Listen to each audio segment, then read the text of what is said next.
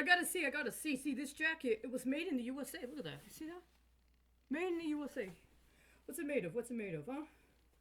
Let's see what I got here, huh? I'll see. Low moisture, professional dry clean. I can't find where the garment is. Let me tell you this. It's not the other one. See, made in the USA. Here you go. Textile Workers Union even. Made in the USA. Got the official tag from the Textile Workers Union. You know what? I can't find the information about what the fabric is, though. I hate it when that happens. Right? You know, this one was made in the USA. But you know, when I got it, I was thinking about Poland. Right? Because I got these nice clothes made of linen from Poland. But I'm made in the USA now. So my jacket, you know, union made, but not linen, right? So let's get to the point. I'm just going to go ahead and read, and then, you know, we'll figure out what to do from there. Let's see, what's this say? Request for relief from judgment, request for writ of certiorari, and leave to file a motion for new trial. Plaintiff Charity Colleen Crouse requests before the Court of Appeals immediate relief from the judgment presented by Judge Ed Kincaid in case number 3:19-CV-2280-K-BK on October 16, 2019. Crouse requests consideration of relief based upon Rule 60 of the Federal Rules of Federal Procedure, relief from a judgment or order in consideration of new evidence which has become available per Rule 60b-2, and how such evidence supports the original request for leave to file motion for new trial that was filed with the Northern District of Texas U.S. District Court on September 24, 2019. Crouse requests consideration for granting of writ of certiorari per Rule 10a of the Supreme Court rules. Crouse contends that the facts in this case do not exclude certiorari as a remedy because the matter is not attributable to, quote, erroneous factual findings, end quote, or, quote, misapplication of properly stated rule of law, end quote. Crouse contends the appropriate jurisdictional timelines have been met, as the most recent action impacting the judgment from which relief is requested is within 90 days of the filing of this motion. Case number 3:19-CV-2280-K-BK was filed on September 24, 2019 to request a new trial of case number 4:17-CV-02295, originally filed in the Southern District of Texas U.S. District Court on what is recorded as of the time of the filing of the request for leave as September 27, 2017. Crouse requested such leave due to the following, quote, Crouse's motion alleged that these abuses of the electronic filing system were intentional and were evidentiary of efforts to engage in criminal activity using the electronic filing process and tamper with official records connected to legal proceedings, including legal proceedings not specifically related to the case at hand. End quote. Page 3, leave to file a motion for new trial. Case number 3:19-CV-02955, September 24, 2019. Specific request was made in consideration of the use of an altered transcript concerning a disbarment proceeding that was being appealed to the Supreme Court of Texas. Misrepresentation of motions filed in that case as a amicus curiae as opposed to a bill of exception, and the refusal to address additional motions concerning submission of evidence. Leave was also requested in consideration of the abuse of the legal filing process in violation of Federal Rules of Civil Procedure 23.1 regarding derivative actions, which Crouse suspected was being used in an illegal contract bidding scheme while denying the people of Texas access to their rights to due process. The original leave to file a motion for new trial was dismissed without prejudice on September 26, 2019 by Judge Renee Harris Tolliver, stating the following, quote, even under the most liberal construction, however, Crouse has not alleged facts that establish federal question or diversity jurisdiction in this quote. Footnote 1, in particular, this court lacks jurisdiction to review the judgment of another district court. Here the facts, as alleged by Crouse, clearly demonstrate a lack of subject matter jurisdiction in this court, thus granting leave to amend would be futile and cause needless delay. For the foregoing reasons, this action should be summarily dismissed without prejudice for lack of subject matter jurisdiction. See Federal Rules, Civil Procedure 12H3, end quote. Crouse did not request to amend at that time or in consideration of the request for leave to file a motion for a new trial. Crouse did, in fact, establish federal jurisdiction in the request for leave to file a motion for new trial based upon justification for rehearing in consideration of another recent case that has, in fact, been involved with the original accusations of derivative action. Details can be presented as part of a formal hearing or other applicable legal process. Crouse also understands that the court had discretion to transfer the case to a criminal court of consideration regarding the facts of the case as stated in the request for leave. As stated in the original request for leave to file a motion for new trial, quote, Crouse's motion alleged that the filing of amici in the case were evidentiary of other violations of the judicial process, including in the alteration of formal transcripts from the original proceedings to reflect events differently than they had been recounted at the time of the original transcripts recordings.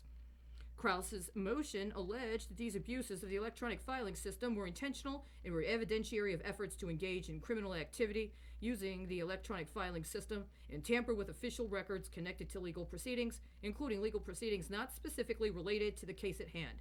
Pages 2 to 3, leave to file a motion for new trial, case number 3:19-CV-2280-K-BH, September 24, 2019. Federal district courts have, Federal district courts have jurisdiction to correct for errors of the state Supreme Courts. 28 Section 1631, Rule 17.7 of the Supreme Court Rules. Additionally, among the cases of concern in this matter is one involving the appeal of a disbarment proceeding against a member of the State Bar of Texas. According to the State Bar Act, considerations regarding disbarment proceedings involving a member can be performed in a, quote, competent court, end quote, to assume impartiality throughout the proceeding. Section 81.071 and Section 81.078B of the State Bar of Texas Act. Judge Ed Kincaid accepted on October 16, 2019, the findings, conclusions, and recommendations of the United States Magistrate Judge and stated, quote, it is therefore ordered that this action is summarily dismissed without prejudice for lack of subject matter jurisdiction. See Federal Rule of Civil Procedure 12H3, end quote.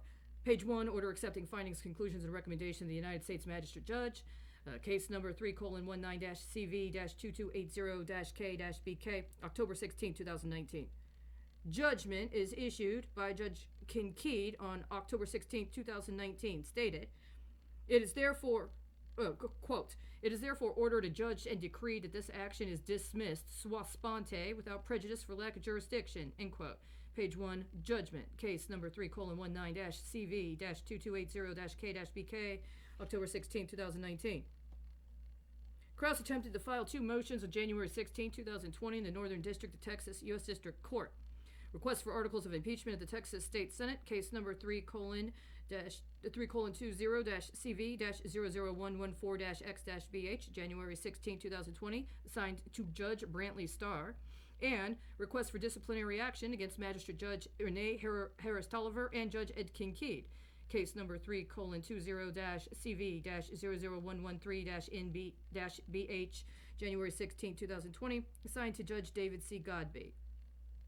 By January 17, 2020, both cases were alleged to have been assigned to Magistrate Judge Irma Carrillo Ramirez, despite being originally assigned to separate presiding judges.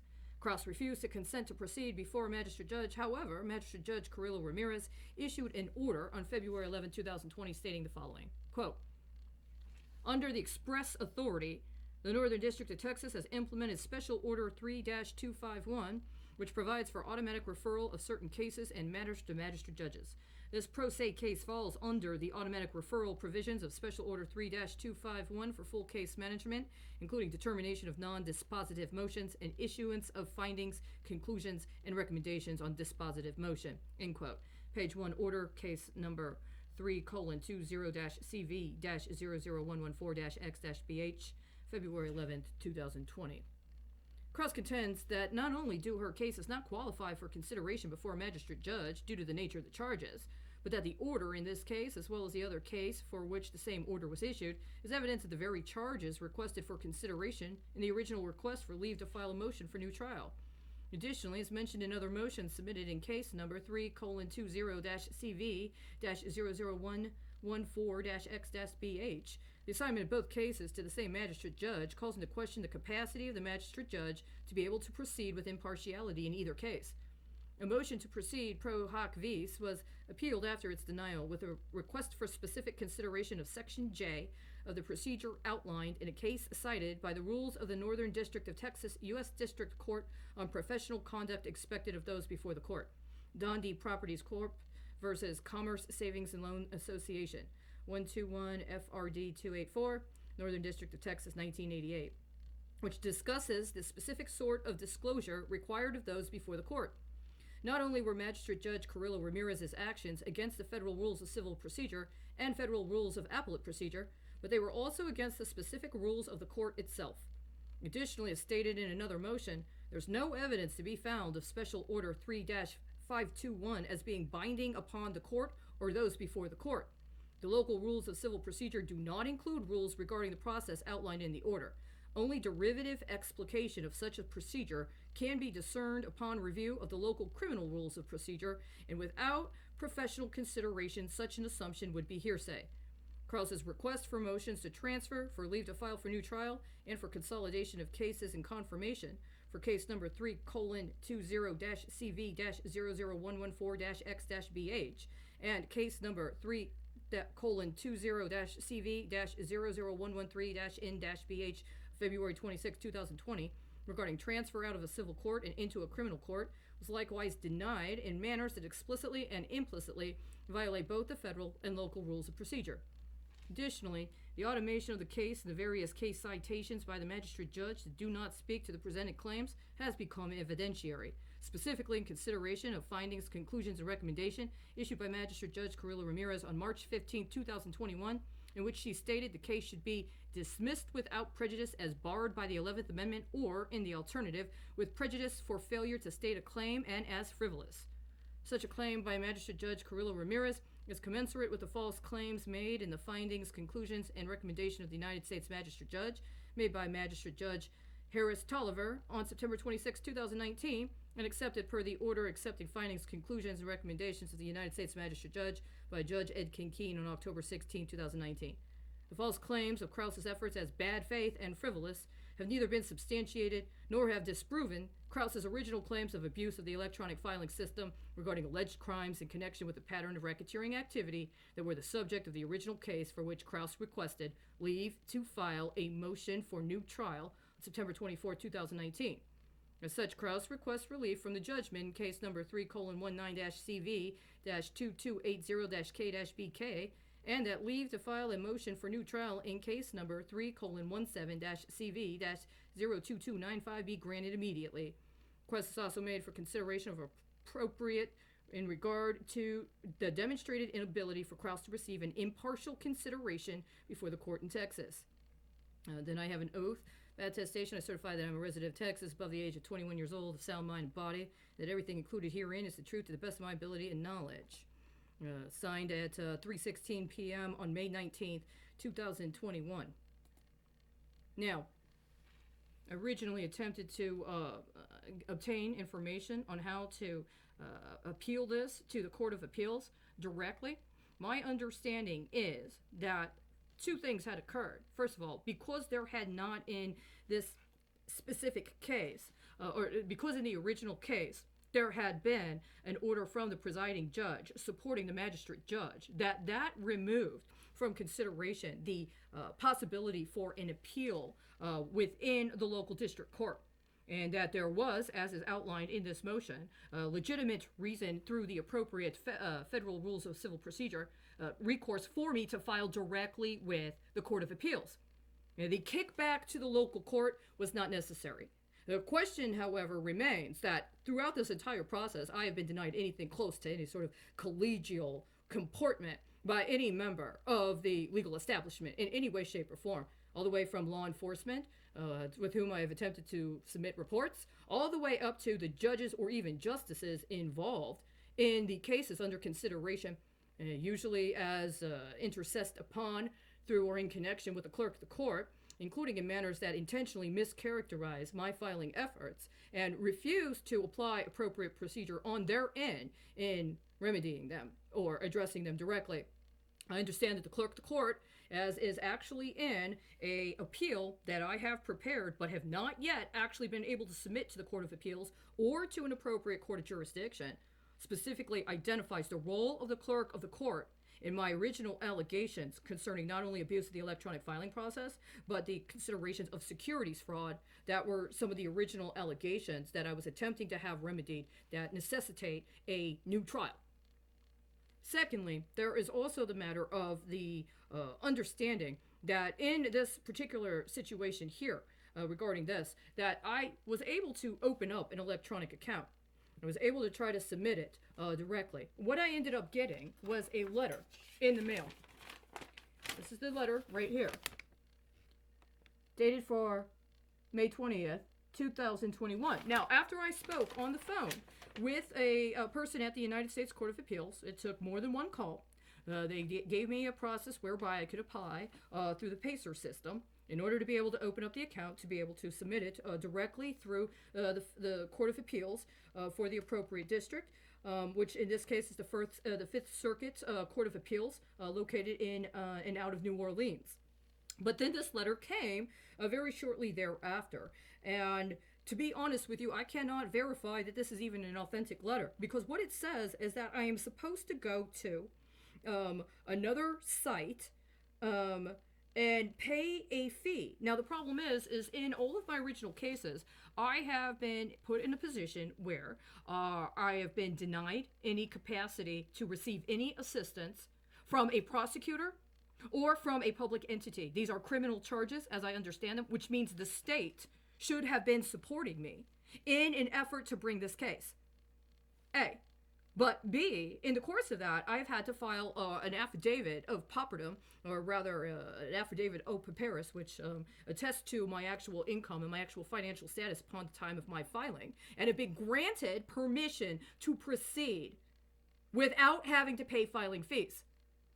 And so that is already in the information that is available in connection with the original case reference number. There's no reason that would necessitate me having to file another effort at opening up another electronic account so that then I can have to go through another process of attesting to my pauperdom so that I can continue to proceed in accordance with my rights to due process. I consider this to be an effort to extort me into agreeing to either a bribe, in the case of me opening up a new electronic account, that calls into consideration what specific role that specific entity has when it comes to considerations of payment, or allowing for an electronic account to be set up in my name that is leveraged in connection with other acts that I've been tracking for years that are on the electronic accounts that have already been set up, or if it is in fact, again, by trying to compel me again to come back to the local district court in order to refile,